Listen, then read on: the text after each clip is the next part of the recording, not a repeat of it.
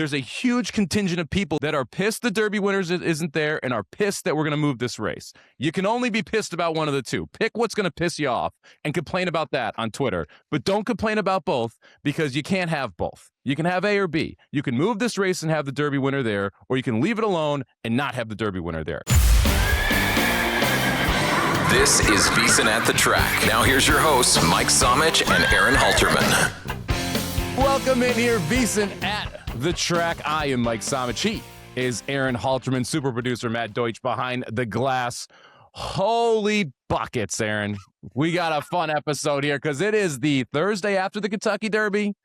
Not sure if you were there, saw this race. A lot of people care about it, and we have gotten a ton of news coming out of the Kentucky Derby as well. Today, we will talk through everything Kentucky Derby. What we got right, what we got wrong, who got the bad trip, who got the good trip, P.S. Golden Tempo. What the heck is happening with Golden Tempo heading to Preakness? What do we do with the Triple Crown in general? We'll talk about a couple other horses that ran on that Saturday as well and what their future looks like. We've got 3 previews, 2 from Aqueduct, 1 from Churchill Downs to talk about. And of course, we have best bets coming as well. If you're tuning in over on VSiN and you're seeing us for the first time, hey, what's up? I'm Mike. He's Aaron. We're going to talk about some horses for the next hour. If you want the full show, including the best bets, head over to Apple, Spotify, wherever you get your podcasts, or over at VSiN at the Track over on YouTube. You can comment below, join the show, be part of the At the Track community. Woo! All right, Aaron, how you doing? I'm tired just listening to you, Mike. No, I'm doing great. This is going to be a fun show. We're going to talk about some fun topics. We're going to talk about some that are going to be controversial, but that's what makes a good show, right? So a lot of opinions going to get tossed around here in the next hour and a half. Yeah, we're going to have takes. Some are going to be cold. Some are going to be hot. Just tune in and decide for yourself where we're going to go there. We got to start out with the Kentucky Derby.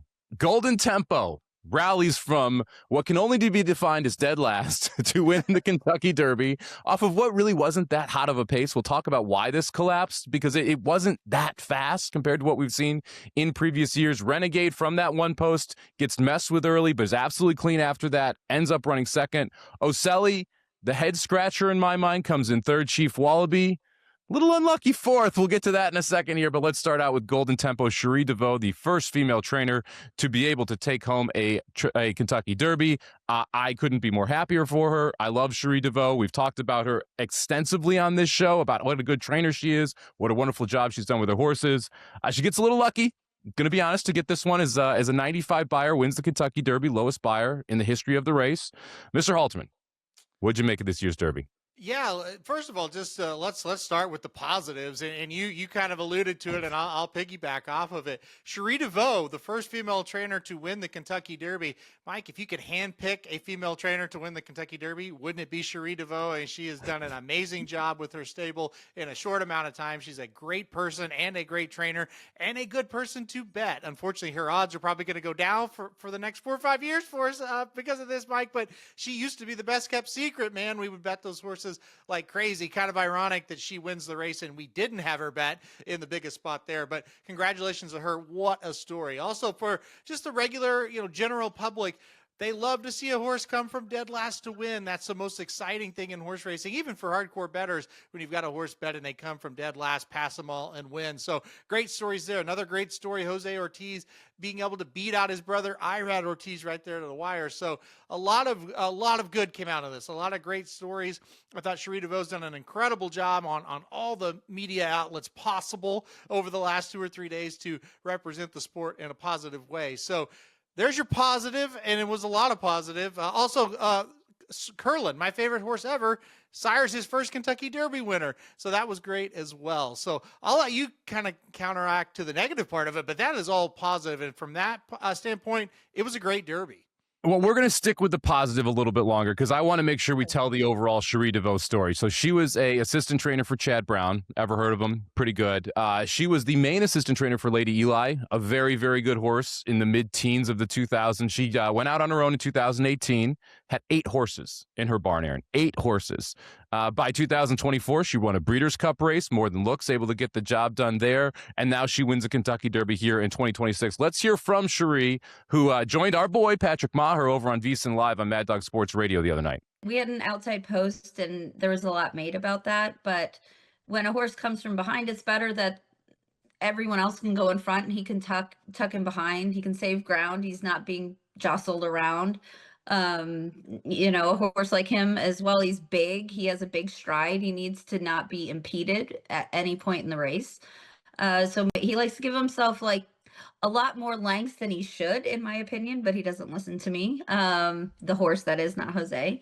But Jose and we spoke a few times throughout the week, and I said, you're not going to have a chance if you get stopped. So just your best shot of winning is just swinging him wide when you get to the top of the stretch. And thankfully it worked out beautifully. All right, to your point, Aaron, I mean, she basically said what you said here. We're going to go to the back, make one big run. It was phenomenal to see Jose kind of kick it into gear. They talked about what the plan was, how they were going to try and execute on this, and it really worked out perfectly for them.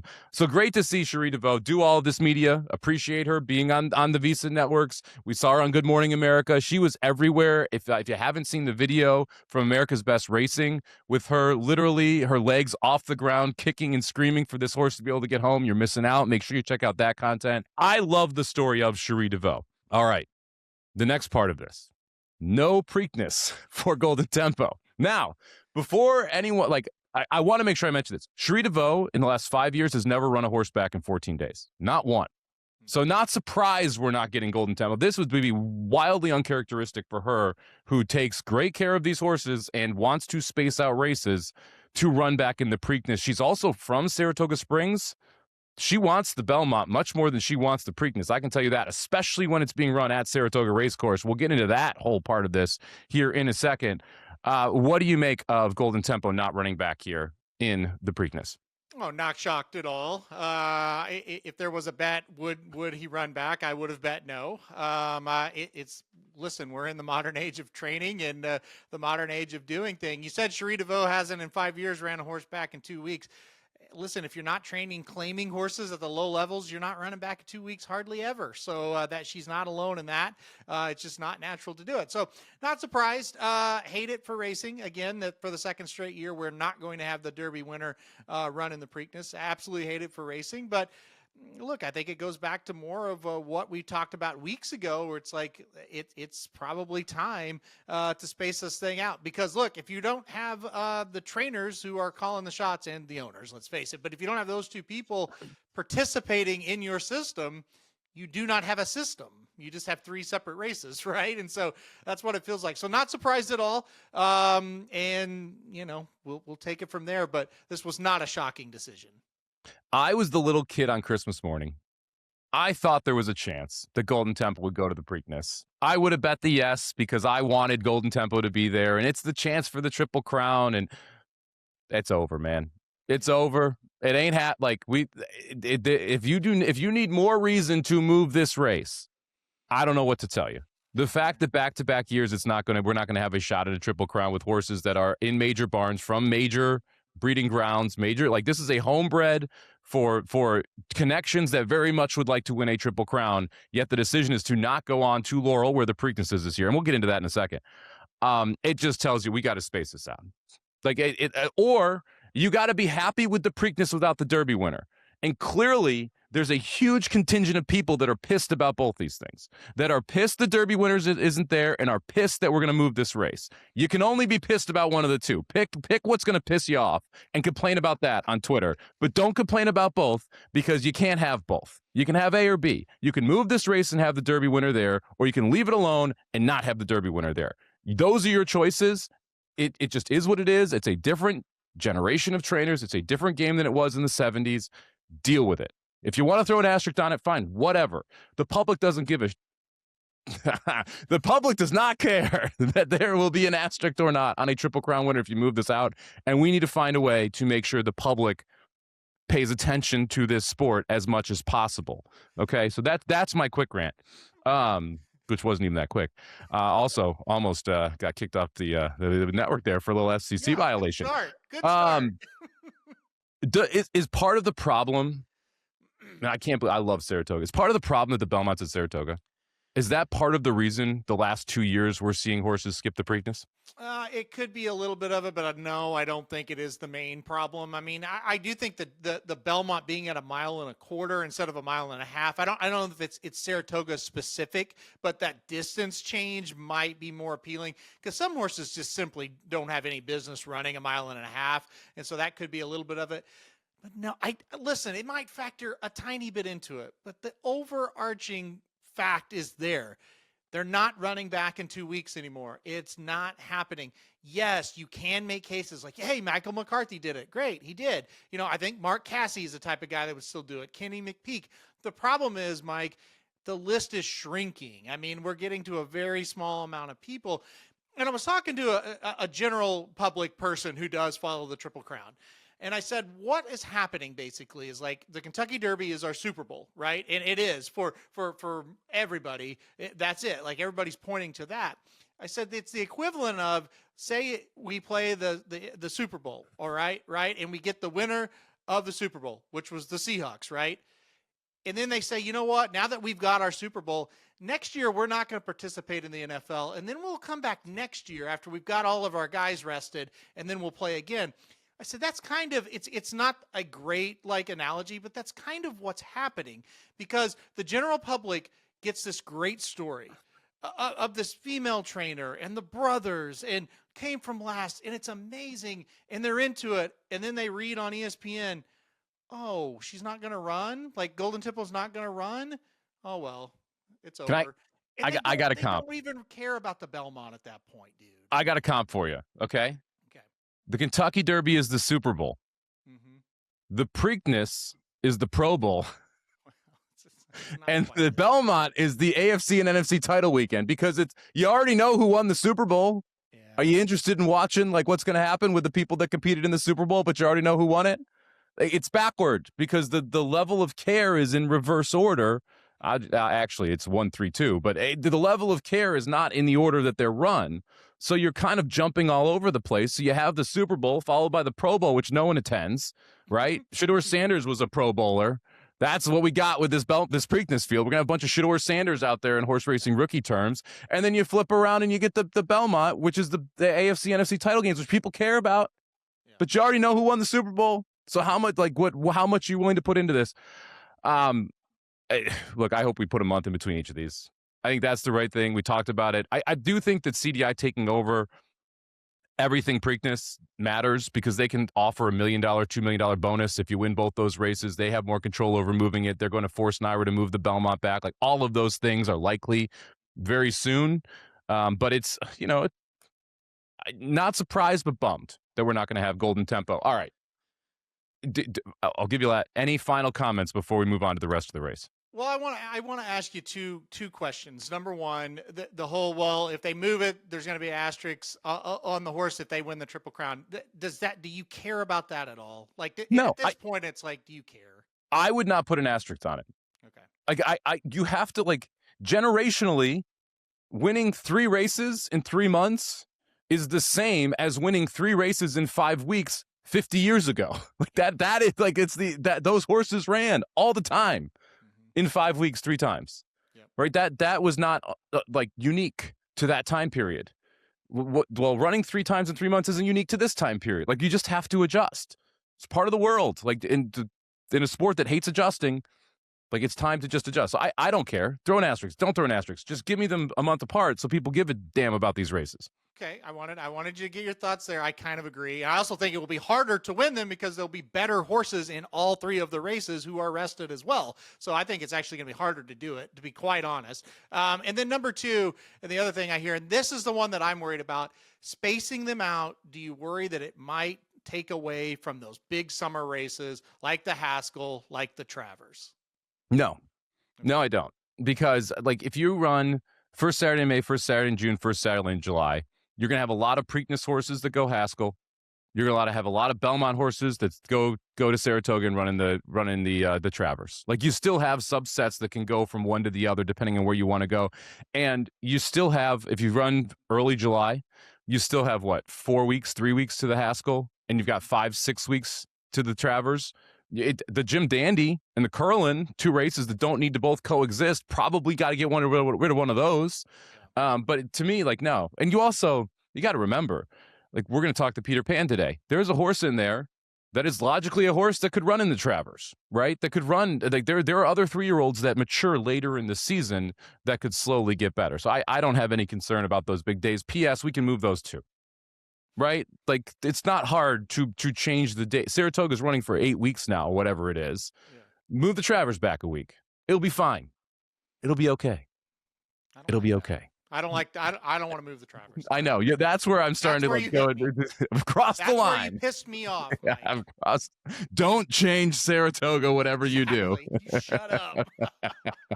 All right, let's talk about the rest of the race here. First off, where we were wrong, our picks. I took Chief Wallaby. I actually don't think I was wrong. I think Chief Wallaby beats Oselli for sure if he gets out at any point around the far turn or doesn't get crunched by the Oselli's veer in, which hit Commandment, which hit Further Ado, which knocked Chief Wallaby behind. So Happy, who was quitting. Chief Wallaby then re-rallies, end up running 4th. I think Chief Wallaby might still be the best horse in this race. I don't know if I can quit him. I'm obviously biased, but I do think that if like Alvarado tried to get out in the far turn, he just couldn't. There was always someone to his outside. I think if he gets out, he wins the race. I think if he gets through that hole, he at least finishes 3rd. I've got a counter argument. You're not going to like it.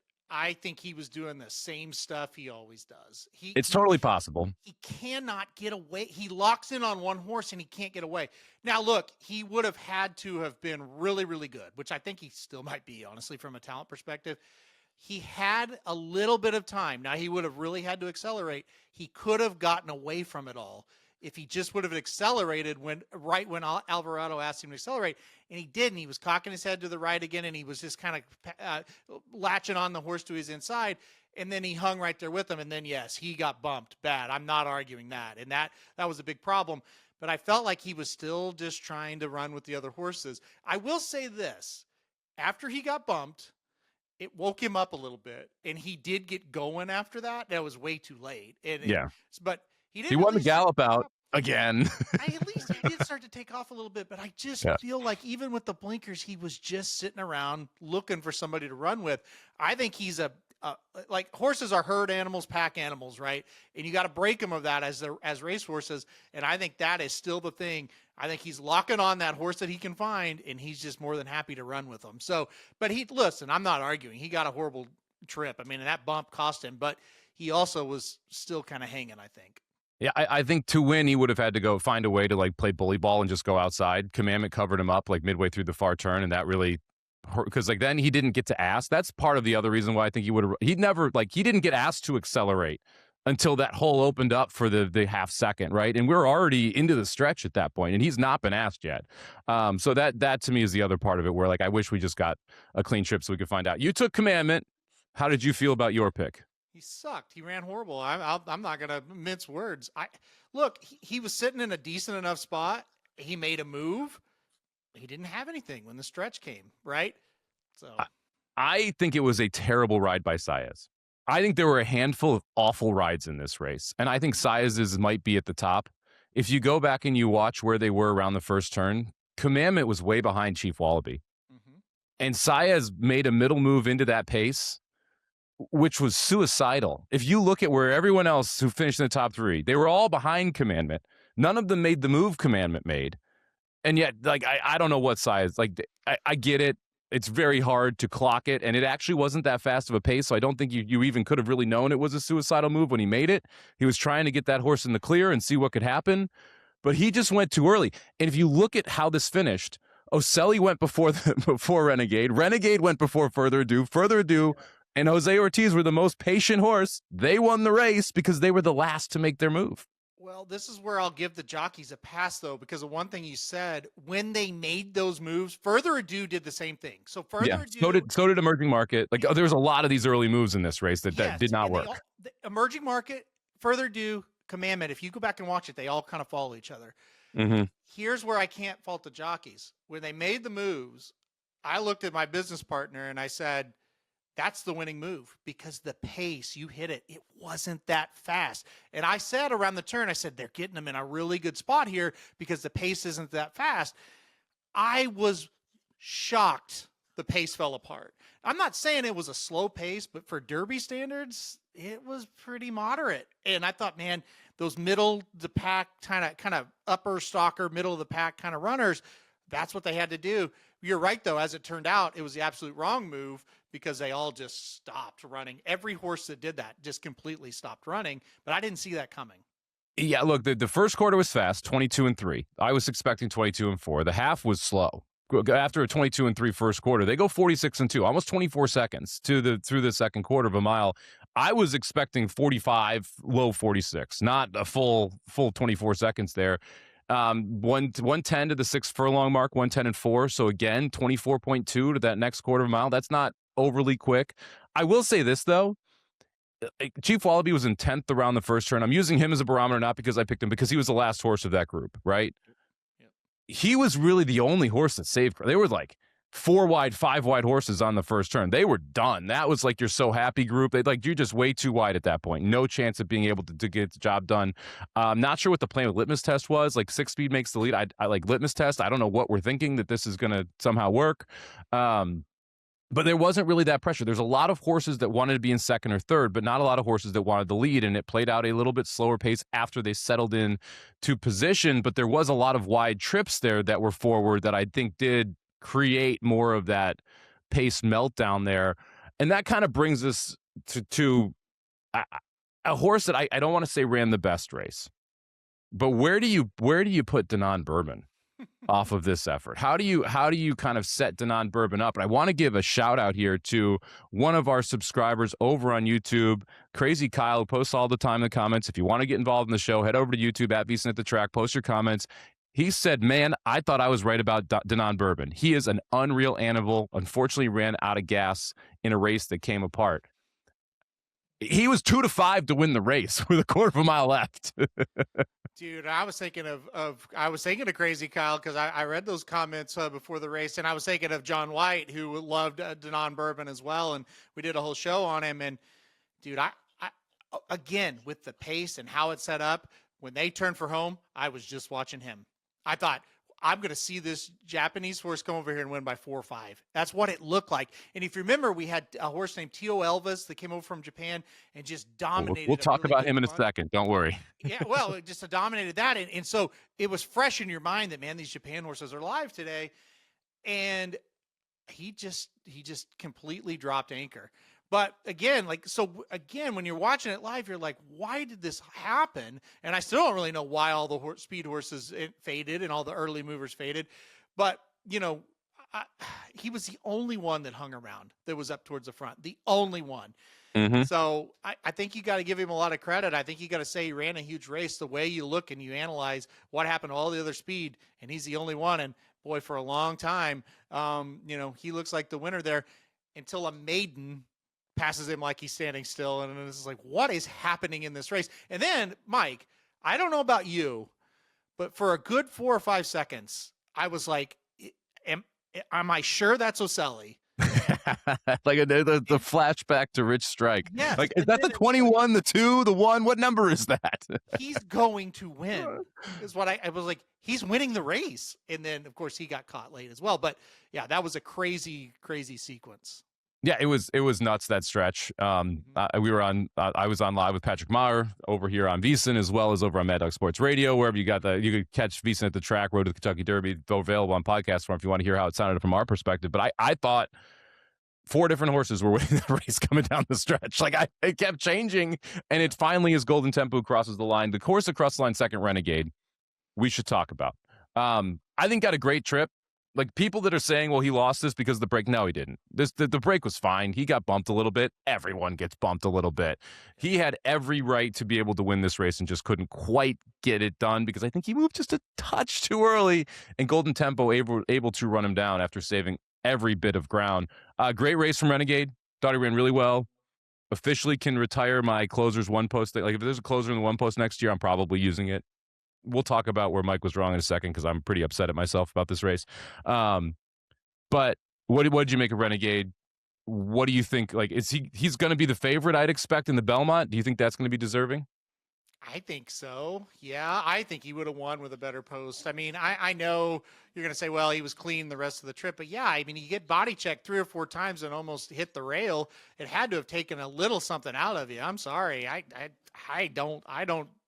think if he draws 12, he wins. I think he was a horse that was probably pretty tired down the stretch. So, but look, I thought I want to give credit to Irad Ortiz because, I mean, man, he had a rough trip, and there's nothing you could do about it. I really wish Churchill would analyze something, do something to stop this. Like there's certain natural disadvantages in a horse race when you draw the rail, and that's fine. I'm okay with that. Like if you're a speed horse and you draw the rail and it makes you go too fast early, hey, we can handicap that, and that makes sense, or whatever.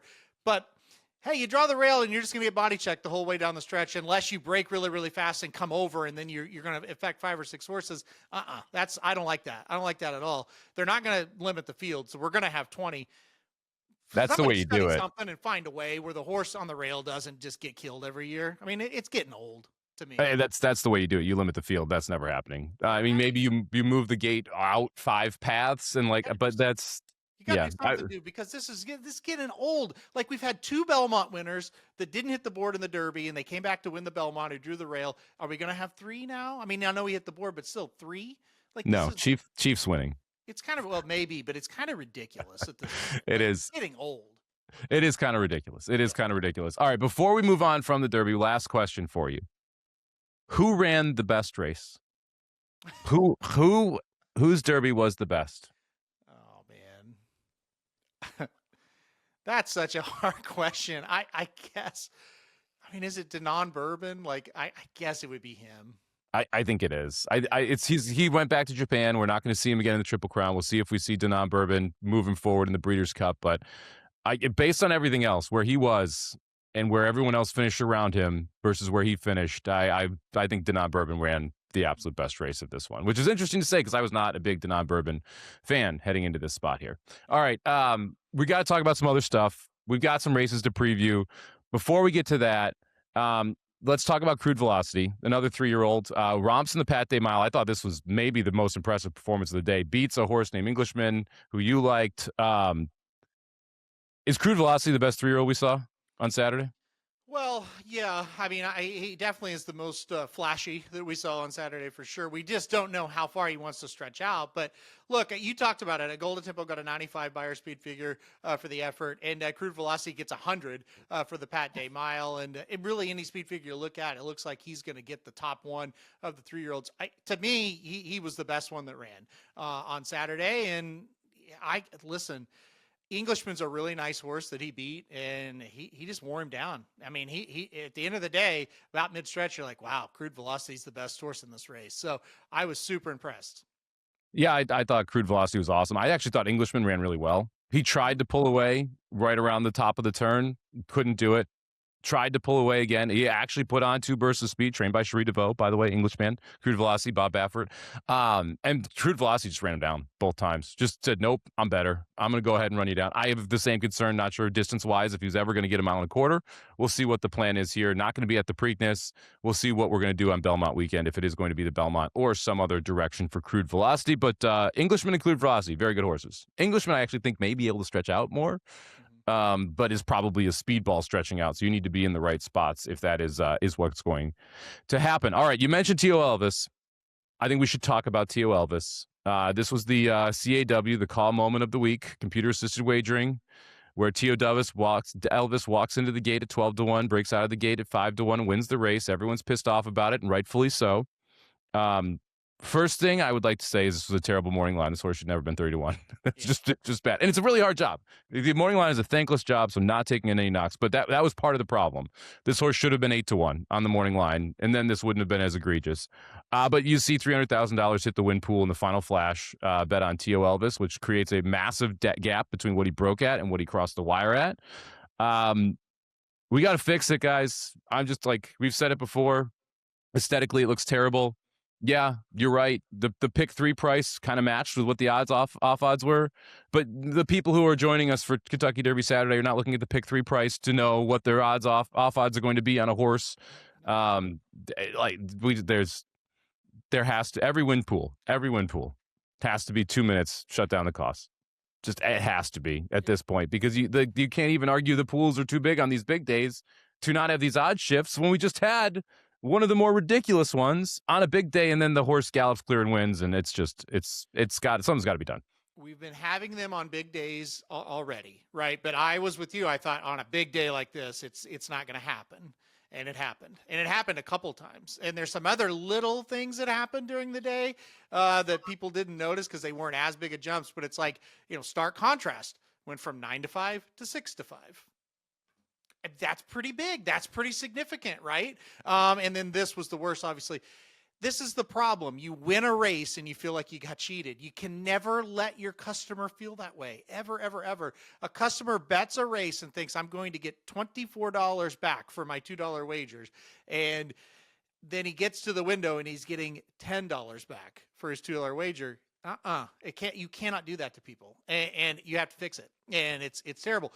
I've always said, it's like, look, if they go in the gate and say a horse is 5-1 and goes into the gate, and they come out at 9-2, I can live with that. I understand but if they're 5-1 and they come out 2-1, that's where you even lose me. Like, I'm just like, well, what am I doing? So have to fix it. It was embarrassing. And yes, you're going to see the movement to the exacta pool and the trifecta pool. Like the real answer is you lock these people out all across the board. However, that's just not possible because these tracks already made their bed. Now they're sleeping in it with these CAWs, which bring in a large portion of their revenue based on the amount that they're betting into these tracks. And yes, the CAWs are not trying, like, I think people need to understand this. They're not trying to make 40% betting horses. They're trying to break even and get the rebate. That's their whole long-term plan, is bet millions upon millions of dollars to get 8 to 10% back. But that doesn't mean that this doesn't look awful, that it doesn't feel awful. Like, as someone who had the 8, like, it sucked, man. It sucked. Like, it's not fun when this happens. So the racetracks need to find a way and need to stop catering toward these places. And the easiest way, by the way, is just reduce takeout. Don't offer rebates to cause. If you take away their rebates, then all of a sudden you take away their edge, their main edge, and then all of a sudden you got a very different scenario. Anyway, that's T O Elvis. I had to at least address it because I do think that's one of the bigger stories that came out of Derby Day, Aaron. Oh, it was a bit. Listen, like, we did a live show after the Derby, and like after kind of the dust settled, then the comments started coming. What do you think about this? What do you think about this? And again, you're killing the regular customer, right? And you're killing like the people that actually are showing up to bet, real dollars on this. It's not some computer system, and it's like that's who drives this thing. So, yeah, it was a terrible story. Hopefully, I'm not that confident, but hopefully it happening on a big day will have some kind of change associated with it. It won't, but I mean, like, you gotta talk about it because it's absolutely relevant, and it affects us. It affects the people watching the show. Like, it affects people who like love this sport. It's harder and harder to defend certain aspects of it, and this is one that clearly has become a lot more difficult to defend. All right, that is it for the news. A lot of it that we went through there from Kentucky Derby Saturday.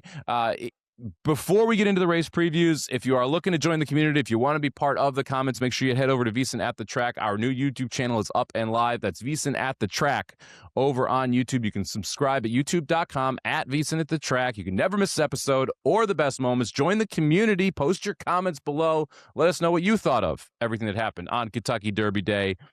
I know we're all sad about what happened heading to the Preakness. We'll talk more about the Preakness next week as we get a better idea of who is going to be there, but we'd love to hear who you think is going to show up at the Preakness and be able to be one of those horses in contention. With the previews, we'll kick it off here with race number 9 from Belmont at the Big A. We'll call it Aqueduct. We'll call it Bacqueduct, but Belmont at the Big A, race number 9 here, the Peter Pan Stakes, what is considered the local prep to the Belmont Stakes, which is going to be run at Saratoga, which is a little confusing because this isn't Saratoga, it's Bacqueduct, but whatever.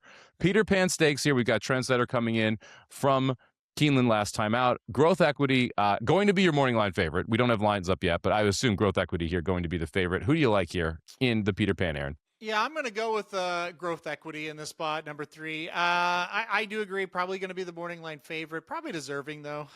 Look, just 3 races, broke the maiden last time out right here over this track by 4 1/4. So debuted at Saratoga back in July and ran a really nice second. And then we didn't see the horse again until February of this year. And again, ran a decent second, looked like a horse that needed a race. I thought put it all together last time out. So obviously this horse has had a little bit of injury trouble, like a lot of these Chad Brown 3-year-olds. Talk about always a runner. We didn't even talk about her that won just off 2 races and went in and won the Oaks. So he's had a little trouble getting this horse to the track. But man, even in the 2 losses, I thought the horse showed a fair amount of talent. I thought really ran an improved race last time out. This is a horse to me, like stretching out now to 1 1/8 off that mile race. I think that's going to help him. I think he's a horse that has the pedigree to go longer. So I like number 3, growth equity. I think he's the horse, kind of the up and coming horse that's going to be tough to beat in this spot. Yeah. That's a breaking news sound. We do have morning lines for this race as I literally hit refresh as we're recording the episode. Do you like my breaking news sound? I thought that was pretty good. Not really, but no, it was actually terrible. Horse number 3, growth equity, is going to be 6-5 on the morning line. Talk to me, Jimmy, your second choice at 9-5. I will first off echo your sentiment. Growth equity should be the favorite. And if you let me bet plus 120 right now in a fixed odds market, I would back the Brinks truck up on growth equity. He should be 2-5 in this spot. I don't think this is that interesting of a race from a betting perspective when you're looking at win. Because look, you look at the rest of this field and there's just not much in it. Let's just be honest, right? Like Trendsetter, you want to say, oh, well, won the Lexington last time out. It was a great win coming from off it. It was 32-1 in that race, right? Now 3-1. Are you kidding me? No, never playing Trend Center after that type of odds drop. For me, it's growth equity, and the question is who runs second. Who do you want to play as your horse in the exacta? Because a cold exacta is really the only way to make this race bettable. So we're both taking growth equity on top. Who are you positioning in second here? If I tell you have to bet a cold exacta. Yeah, I don't want anything to do with Talk to Me Jimmy at that price, so I'm going to go out with him. I'm going to go Golfy. The horse on the outside, the 6 horse. I think that is one that's going to be out towards the front and maybe just sticks around for a piece of it. I'm kind of with you. I want to kind of get around Trendsetter in this spot. I don't necessarily hate him. I thought the last race was decent enough, but at short odds, I don't really want to play him underneath. So I'm going to go Golfy in second. I just think this horse is going to be one that's going to get to the front and kind of stick around. Has a lot of races where he's done just that. A little bit of a tougher spot for him. But I think Golfy's going to show up with a decent race. Yeah, I went back and forth. Golfy was one of the ones I thought about. I'm going to go bull by the horns and just surely play. Okay, you've got a bunch of horses that want to be forward. So Zam, the 2, wants to be forward. We're going 1 1/8 PS. Talk to Me Jimmy wants to be forward. Golfy wants to be forward. At 1 1/8, it's highly likely they're all stumbling home. I think growth equity runs right by all of them. And then the main question becomes, is it the 4 bull by the horns or the 1 Trendsetter that runs up into second? I'll take the better price and the horse that's actually correctly valued versus the incorrect valued horse. So to me, the 4 would be the next logical one. This has to collapse, right? If those 3 go, there's no way they're all getting 1 1/8. I wouldn't see any way. It was like you said, even with no pace collapse, you look at some of these and go, I don't know. Yeah. So I'm with you. Look, I think what is the most likely to happen, I think growth equity is going to sit just off of it because I think they're going to think, those kind of cheaper speed maybe. And so, yeah, I think growth equity sits off and it goes by them. I don't know. Maybe it sets up for Trendsetter if growth equity also goes up there with it. But he hasn't, he's shown in his first 2 races, he could sit off and be fine. So I think he's got the best kind of running style for this as well. Yeah, growth equity is the best horse who gets the best trip. Yeah. Pretty much. So they to your point, or to my point that I made you pick, to me, it's an exacta race. You're just playing exactas, right? And you're trying to figure out who you want in second. I don't hate the idea of just playing a cold 3-4-1 try or 3 with 4-1-4-1 try. To me, those are the 2 highly logical horses that come running up. I just hate the price on Trend Center. All right, that is the Peter Pan race number 9 from Belmont at the Big A, or Aqueduct, however you want to call it. Number 3 growth equity for Aaron. Number 3 growth equity for me. I like the 4 bull by the horns in second for an exacta. Aaron going with the number 6 Golfy in second for an exacta. All right, let's rewind 2 races here to the Ruffian Stakes, race number 7 on the Saturday, Belmont at the Big A card. We have morning lines for this as well. And pneumonia here is going to come up as your morning line favorite, 6-5 on the 3-horse in this spot for Saffie Joseph Jr. Inefficiency, your second choice, ironic for a morning line at 3-1. The number 5 there of 7 horses. Aaron, where are you going on top? Yeah, I went back and forth here on this one for a bit, kind of trying to go, do I want to go like the Parks angle, the horse Irish Maxima coming off that big race at Parks, but has won at Aqueduct before. I kept going back to the number 3 horse. I pronounce it Anamia. I don't know. We get them wrong all the time. Number 3, Anamia for me. A horse that had been running very well, and then 2 races back, won a race at Colonial, and looked really impressive. But for me, it was kind of like, okay, now let's go back and kind of prove it. And we went to the Double Dog there, grade 2 race at Keeneland. It was kind of a weaker grade 2, but still a tougher race than what she faced at Colonial. She got beat a neck, but to me in that race, she proved more than she did winning it at Colonial. And so I'm going back to her in this spot. I think it's a really good spot that makes sense for this horse. I don't think she's a grade 1 horse. I don't think we need to be tackling like really tough company, but for me, I think she gets out towards the front.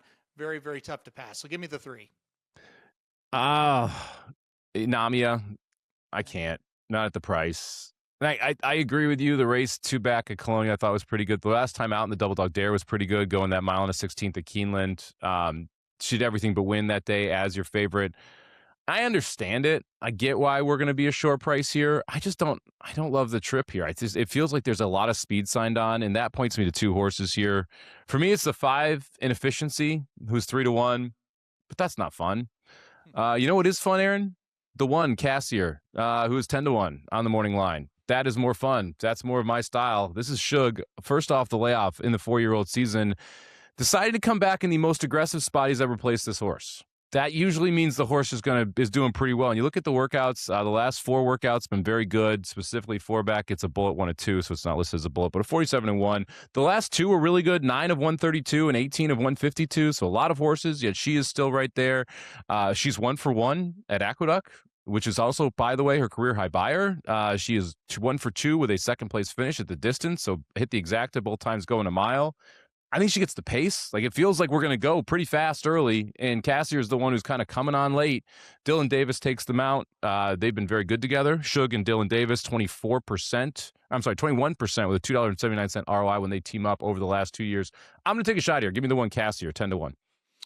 I like that horse a little bit. I kind of like the horse you mentioned first, Inefficiency, Chad Brown runner that I think will kind of stock that pace that you're talking about, 2 for 2, and you got to think, man, maybe getting better in this 3rd race on the cycle here is going to be pretty good. Both wins came right here over the surface as well, so I think that's good as well. And both wins came at a mile, and I think that's good as well. So a lot of positives there. Yeah, Cassier is a horse that, won pretty impressively at Tampa. The margin was impressive, but the race was impressive. There's a couple of good horses in there. And then just kind of, would try stakes and not do well, and then go really well in an allowance, and then, okay, now we're trying stakes again. So, but I'm with you. I think this is a logical spot, and I think the spot for McGay, he was a pretty, he's pretty conservative trainer. To put her in the spot, I think says she's doing well. So I saw her as more of like a 3rd or 4th in this race. But hey, you said the odds are she's 10-1. 10-1. That's worth a shot in this spot, right? I mean, that to me was a differentiator, right? Inefficiency is career high 85 buyers, 3-1. Cassier's career high buyer 82 is 10-1. Mm-hmm. And Cassier did that as a year and a half ago. The idea that you can improve off of it, where Inefficiency's coming out of that race and did it a month and a half ago. Like there is. And obviously both have upside, but there is an argument to say that Cassier's in this specific race upside is higher than Inefficiencies, who's sitting there on the board at 3-1. It would be the 5 if I wasn't using the 1. I don't want to play Anomia here in this spot with all the speed that's signed on and the price tag that's sitting there at 6-5. I do think you're going to see pressure early from Irish Maxima, the 6, Dry Powder, the 7 wants to be on the go. Inefficiency's got some early speed. Dazzling Move has been on the lead when we're going a mile. There's a bunch of different horses in here that I think are at least pace presences that make Anomia's life a little bit more difficult on Saturday.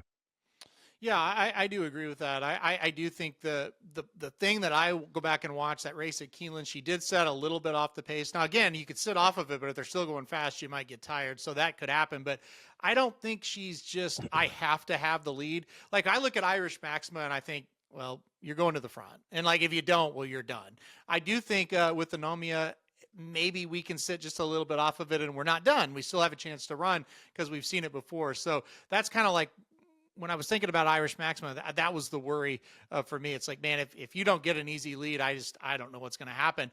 The horse just to the outside, Dry Powder, that's one that she's done a little bit of everything. Like 2 races back, she came from out of it. 3 races back, she's on the lead. Like, I think that's the other kind of versatile horse. You just don't know really what she's going to do. Quick turnaround coming out of the lots we're in and running here. But this makes sense. I thought, Chad Summers is kind of a guy that sometimes he'll sneak one in. Dry Powder was the other one I thought about putting on top. If the race 2 back wasn't unintentional, I'd be more interested.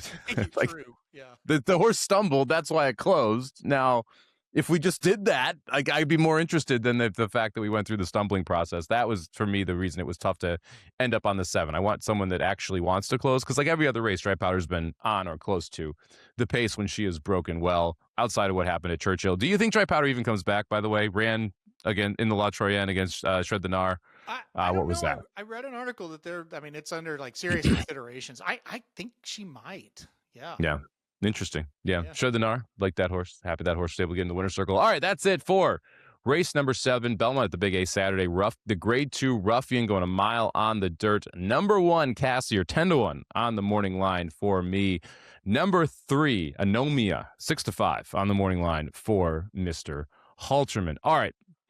Before we get into the best bets, let's head over to Churchill Downs, which, by the way, starts their late post Thursdays. Enjoy the Churchill Downs late post Thursday. Today will be the first one. So if you're looking for some Twilight Thoroughbred action, today, Thursday, the first of those late post times. We're going to start out here with race number 10, the William Walker here, 5.5 furlongs over that Churchill Downs turf course. Wide open race, but Mike loves a horse. Where are you going on top? Yeah, this is you love a horse. Well, this would be one of the races. Right? This would be my best bet of the weekend if I get the price it's on the morning line. Okay. Like hard, like easily, not even like close best bet of the weekend if I get the morning line price. I don't think I will. But I am so excited to hear this. I'm going to go first, though. I like the number 1 Reb 5. I'm going to go number 1 Reb 5 on top in this spot. I thought the race last time out at Keeneland was very impressive, coming from way out of it to get the job done. Horses won 2 in a row, one over the synthetic at Turfway Park as well. So, look, I like this horse. I probably would not have went this direction if I didn't see that race at Keeneland, but that one last time out showed me, man, this horse has got some juice running down the lane late and has been, like I said, it's been really good last 2 efforts. So I'm going to go back to the rail here. I'm going to go number 1 Reb 5 on top. Yeah, I don't hate Reb 5. Probably wouldn't be my top pick. I actually like Throckmorton, who I thought ran a better race in second there last time from that race in 3-1. But I'm going to go to a different horse from that race. If I get 6-1 on Sandel's Song, I am going to back the Brinks truck up. This is a horse that was awesome at 2. Wins the Royal Palm on debut, so stakes race on debut at Gulfstream Park. Ships over to the Norfolk at Royal Ascot, which is just an incredibly difficult meet, especially for U.S. horses to challenge in. Runs third to 2 horses that are both very good, that came back and won. Is in that Palisades race at Keeneland, breaks out of the 4-post, kind of gets a little mess at the start. There is 0 chance that this horse doesn't run back significantly better than what we saw last time in the Palisades. Weaver's a very good trainer. Irad decides to stay on, so we're not losing Irad Ortiz here after that race. That's the too bad you to believe. Draw a line through it. This horse should be the favorite. It shouldn't be 6-1. Outfielder, your favorite in this race at 8-5. Honestly, I think the 4 horse should be like 8-5 in this race. Like I love Sandel's Song. If I can get anywhere near 6-1, we'll see if that ends up happening. Well, speaking of 8-5, the horse all the way to the outside is outfielder at 8-5. I got to ask you this, because you talked about how maybe some morning lines weren't great at Churchill earlier in the show. Did you ever consider playing this horse on top? Outfielder? No. Neither. Do you think this horse is actually going to be 8-5, Somich? Because if he is, every other horse in the race is value, in my opinion. Yeah, I don't know if this is the Wesley Ward aspect. Like, it's like Wesley Ward Keeneland, fine. Wesley Ward Churchill, Do we need to? Like, do we need to put like I don't get this 8-5 at all. I don't get it at all. This is another horse that like dominated, debuted at Churchill over the turf, and was a short price, and then decided to ship over to Europe and ran into Gstaad and while the Wise Approach, who by the way, Wise Approach was one of the horses that beat Sendel's Song that day at Ascot, but like was disappointing in the Breeders' Cup Juvenile Turf, comes back like fine in the Animal Kingdom, but like not like holy buckets, you got to fire at this horse next time out. Going to go gate to wire for sure, like price. Like, and that's what we're getting here. 8-5 is like outfielder will make the lead from the outside post, which we'll see. I think probably does, but we'll see. And then is going to win the race. Period. End of story. That's basically what this is saying. Like, and I don't buy into that. I think the 3 Twilight Delight's interesting. I think the 2 Throckmorton's interesting. I love the 4 Sendel's Song at 6-1. I never even considered betting outfielder in this spot. Yeah, no, and I'm with you. Like if I was going to go elsewhere from the 1, I would go to the 2, and then I would go to I'm with you. I would go with the 4. I see the same thing you do there. So yeah, I don't know. I think the odds are going to be interesting. I hope you get that price. I'll say this. I think you're going to at least get like 4-1 on the 4. Sign me up. Okay. Sign me up. He's going to be 8-5. So that's, I mean, you view him as 8-5. So that's amazing. I view him like, I think he is better than the 1 and the 2. Yeah. 8-5 might be an exaggeration, but I think he is better than the 1 and the 2. I think like fair odds for me, probably between 2-1 and 5-2 in this race, and I'm going to get better than that. So I will be betting this horse. Like, but again, this is to me this morning line's wrong. Like the 4 should be in my mind should be your 2-1 favorite. The 8 should be like 3-1. The 1 and the 2 should be around the same price at 4-1 and 9-2, and then the 3 should be 8-1, 9-1, and then you have a long shot in the 5 and the 6 and the 7. But we'll see how this bets. This is like pari-mutuel could be tough sometimes if too many people watch VSiN at the track. All of a sudden, Sendel's Song is going off at 8-5. You never know. But yeah, this is. We talk about this sometimes with like first time back to the racetrack, you just draw a line through an effort, and like it's just too bad to believe. That was the too bad to believe from Sendel's Song, and you're going to get this is the time, because if he runs huge, you're never getting 6-1, 4-1, whatever his off odds are again. So for me, this is one of those easy horses for me to bet in this spot. I guess I'm a little concerned outfielder goes gate to wire. The more I look at it, the more he is the speed of the speed, but I do think you're going to see someone else go with him. Hopefully it's the 2 or the 3 that end up deciding to show a little more speed. I do want to talk about the 3 Twilight Delight. It's a horse that won on debut at Ellis going gate to wire. I thought ran pretty well at Kentucky Downs and then came back in the Speakeasy at Santa Anita. So Ellis to Kentucky Downs to Santa Anita, interesting path there for a 2-year-old. Now coming back 3-year-old season, first time out at Churchill. 4 tracks in 4 races. We've seen this horse fire off the bench. I believe there's some upside here. Did you have any interest in the 3? Yeah, look, I'm more of just curious how the horse runs, right? I remember the Speakeasy specifically, the Kentucky Downs race. We always kind of draw a line through it. I'm just more kind of concerned, or not concerned, just curious of how he runs, because it was a pretty decent 3-year-old season. 2-year-old season for connections we don't know a ton about. Right? Like, yeah, not a lot of starts for the trainer. We just don't know a ton about him. So I don't have a lot of interest in playing him here. I do have a lot of interest in watching this horse run and see how he does. I think he is very interesting, especially at 8-1. Like, I think that horse is, to me, a live horse. Like, I wouldn't, if I'm playing multi-race bets, the 3 is one of those that I'm at least a little bit interested in putting on those. All right, that is race number 10 from Saturday's Churchill Downs card. The William Walker here, 5.5 furlongs on the turf. Number 1. Reb 5 for Mr. Halterman, 4-1 on the morning line. Give you the number 4, Sendel's Song, 6-1 here on the morning line. All right, before we get into the best bets, we always got to take comments. If you want to be part of the show, make sure you head over to YouTube at VSiN at the track. Drop your comments below. Tell us where we were right. Tell us where we were wrong. Tell us who you liked this weekend, and we'll give you a shout out. Last week we said, hey, pick the Kentucky Derby. Carl Ellis, we see you. Good call. I don't care what people say. If Golden Tempo's running, I'm betting. I hope you bet. I hope you got all of that. 23-1 Carl Ellis. Great pick on Golden Tempo there. Kevin thinks we are hilarious. I'm not sure if this is satire or if he actually means this, but he says, Mike and Aaron, you are crazy guys. They both should start doing stand-up comedy skits on the road. I think he's making fun of us. I think he is. Yeah. But I'm going to take it seriously because I do think we are quite entertaining on this podcast. All right, one more here. Leonard Brazil, how do you guys feel about the 4-year-olds versus older? I've seen the older horses beat 4-year-olds over and over again. What about this year? What do you think? What do you make of this older crop right now? And the 4-year-olds, obviously sovereignty going to be talked about a lot, journalism going to be talked about a lot.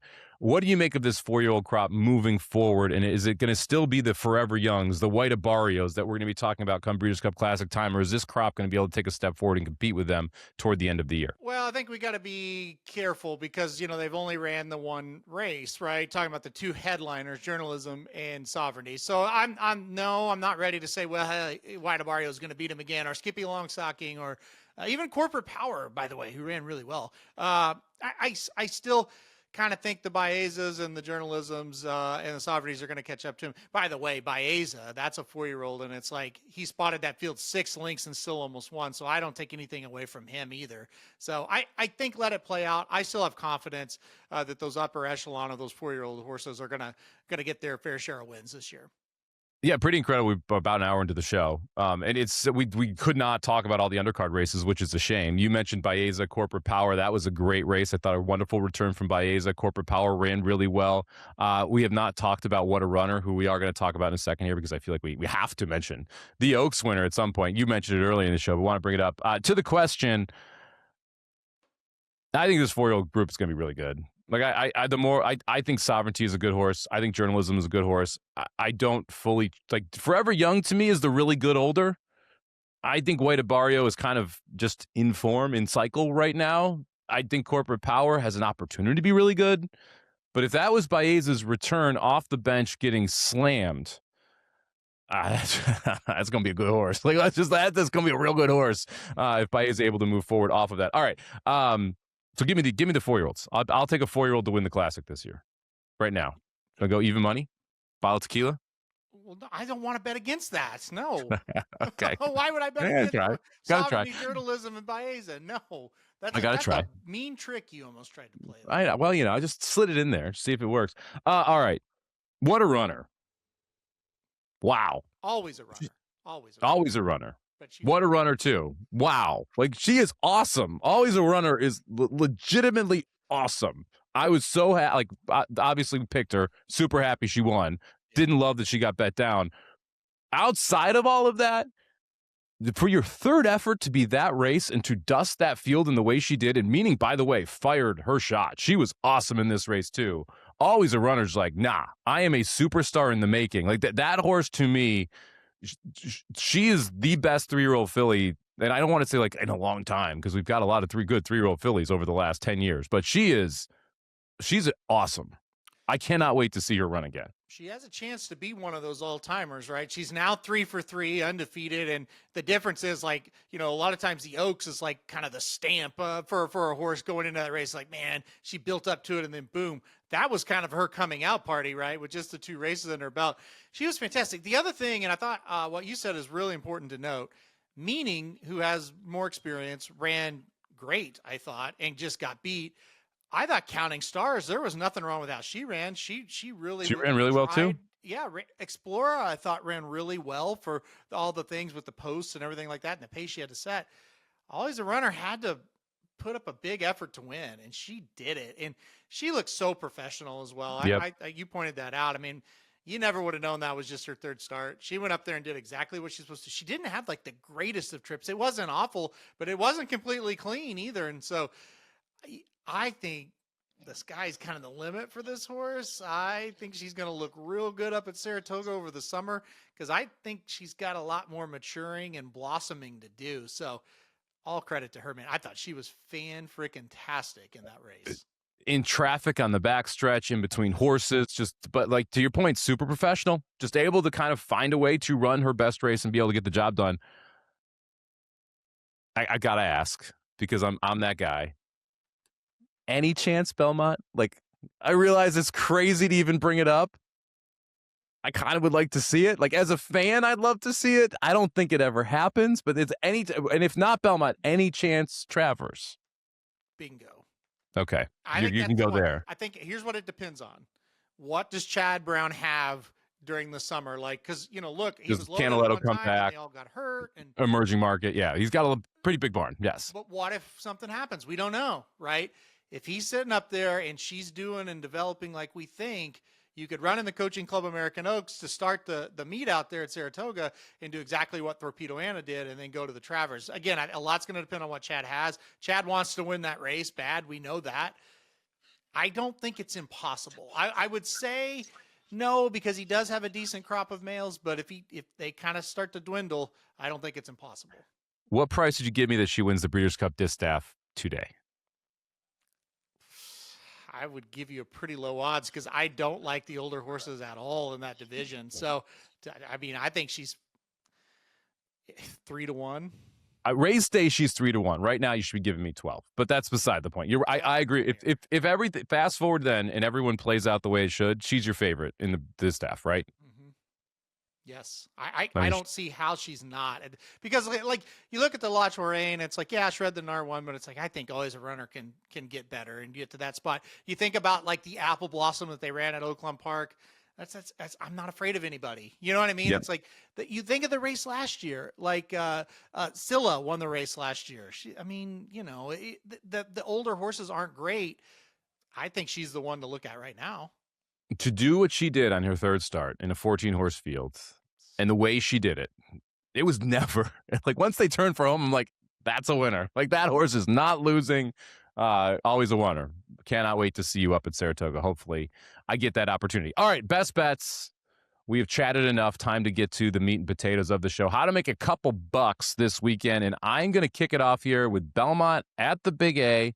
We do have morning lines, so let's see what my magic morning line is here. I'm going to go to race number 2. I'm going to go to the number 3 horse, Woods. Ooh, 9-2 on the morning line. I will take it. Pretty happy with that price. I was hoping we'd get, I knew we wouldn't be the favorite. I was hoping we'd kind of be somewhere around that 5-1 number. This is a horse for Todd Pletcher that last time out was in a hotly contested race over at Gulfstream Park. That race was rained off the turf, ended up on the synthetic. We've talked about this time and time again. It is very hard to win when you are forwardly placed on that synthetic course down at Gulfstream Park. And guess what Woods was able to do? Win when forwardly placed on that Gulfstream Park, the synthetic course at 1 1/16. Basically able to go gate to wire. The race prior to that had a little bit of a mess of a start, got bumped, was clearly a learning experience. Now you get Kendrick Carmouche to sign aboard. The only other speed in this race is the 2 exhibition only. The last couple races, the 2 hasn't been that fast out of the gate. I get Kendrick Carmouche, who is a send jockey. If Woods can get to the front, I think Woods wires this field. If Woods can't get to the front, I'm a little bit more concerned. But I'm getting 9-2. I'm getting Pletcher. Let's go with the number 3 Woods here, race number 2, Belmont at the Big A on Saturday. Yeah, I think it's a good pick. I think the only horse to worry about is the Chad Brown horse, at the number 5 there. I think that's a really, really nice horse. So I'm worried about that one, but I think Woods has some upside for sure. Yeah, it's Tampa horse for Brown. Big number last time out, closing. We'll see if I just want to get the jump. That's my goal. It's like, can you be in the lead around the far turn and be able to go gate to wire? And of course, it doesn't mind supplying those gate to wire winners. All right, Aaron, your first best bet. You are also on the Belmont at the Big A turf here. Race number 4 for your first best bet. Who you got? Yep, race number 4 on Saturday. I do like the number 3 dividend recap on top here for Miguel Clement. Broke the maiden 2 races back and then finished second in a tough allowance race at Saratoga. Both those races were at Saratoga. A horse that since Miguel has taken over the barn there, just kind of woke up. Now, the problem is you are getting this horse off of a long layoff. However, Miguel Clement hits at 20% off these types of layoffs, so not too much of a worry for me there. He's a 19-20% trainer anyway, so the stats don't really drop. And look, I just think this horse has blossomed under him, and I think will come back and run really well. I think it's a good spot. It is an allowance race for the state breds here, but it's not that tough of a field. Not a lot in this one, in my opinion. So I think he'll have this horse ready to fire off the bench. I think she runs pretty well in the spot. So give me the number 3 dividend recap in the 4th. Yeah, 8-5 on the morning line. There are 2 other horses that are 2-1 and 5-2. I think you're probably going to get maybe a little shorter than 8-5, but somewhere right around there. I don't think this is going to be an overly bet horse off that morning line number. So dividend recap, first best bet for Aaron there, race number 4. I'm going to fast forward to Belmont at the Big A, race number 8 for my second best bet here. This is Take the A Train, 6 furlong turf sprint. Give me the number 2, Pillar of Beauty for Bill Mott, coming off the layoff here, 6-1 on the morning line. It's going to be an interesting race. There is some speed signed on, but not like a ridiculous amount of it, especially for a turf sprint. You've got 4 horses that kind of want to be forward. I think Pillar of Beauty sits a great trip right in behind, and I think is kind of getting a little underrated here, especially at that 6-1 morning line price. I was expecting to get a number. I'm happy with what I see here. This horse won on debut at Gulfstream Park, coming from just off the pace. The last race gets a 69 number, which I disagree with. Ran second to Slay the Day. Since that race, Slay the Day has beaten Sci-Fair and then came back and ran a very good second to Sci-Fair. Slay the Day got an 82 buyer that day when beating the number 2 horse, who gets a 69 buyer for running second. I don't think that's right. I think that number should have been higher. Now I get first off the layoff here for a horse that's fired first off the layoff before. I think you get the perfect setup here with being able to sit right behind the speed and make the move on the far turn. So give me the number 2, Pillar of Beauty here, 6-1 in the Take the A Train Stakes there, race number 8 at Backwood. I do think this has a Mott moves this horse up feel to it, right? It just kind of feels that way. This is a really tough race, and of course you pick the tougher ones for sure.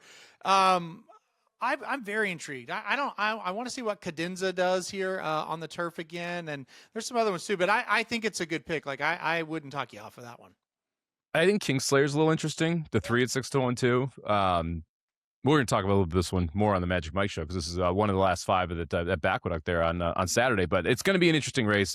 Probably one where you either go short in the multis or spread. If I'm going short, I'm playing Pillar Beauty, and I'm going to have a win ticket here. I'm number 2, Pillar Beauty, race number 8 at Belmont at the Big A. Final best bet of the show, Aaron Halterman heading to Churchill Downs, where he lost his shoes on Saturday. All right, with Churchill Downs, race 7, nice setup there. I'm going to go number 3, wrong shoes in this spot. Hopefully I don't lose them, just have the wrong ones. Last time out was in the Beaumont, a grade 2 race at Keeneland. I thought ran well, got third, only beaten 2.5. 2 races back in the Purple Martin. Goodall just freaked that day, just a runaway winner. But we're getting back to like starter allowance company here, and I think that's going to be a real good spot for this horse. 3 races back in the same level. Got second, only beaten a neck, but I think we've improved since that race. I really like the setup here. I think this horse can go be towards the front. If not, take him gate to wire, just stock the pace, and then it pounds. So drop in class after running really well in a couple stakes races. I like the number 3, wrong shoes in the 7th at Churchill. Do you even realize what you have in common in both your best bets? No, I didn't. Well, maybe. I don't know. Joel Rosario off. He rode both of these horses last time. So I did. I almost said it for the first one. Okay. So because Rosario, like Christophe Clement, he liked Rosario, I think, a lot more than Miguel Clement. I feel like with Miguel, he started using like Manny Franco, and then he get Flavian a lot as well.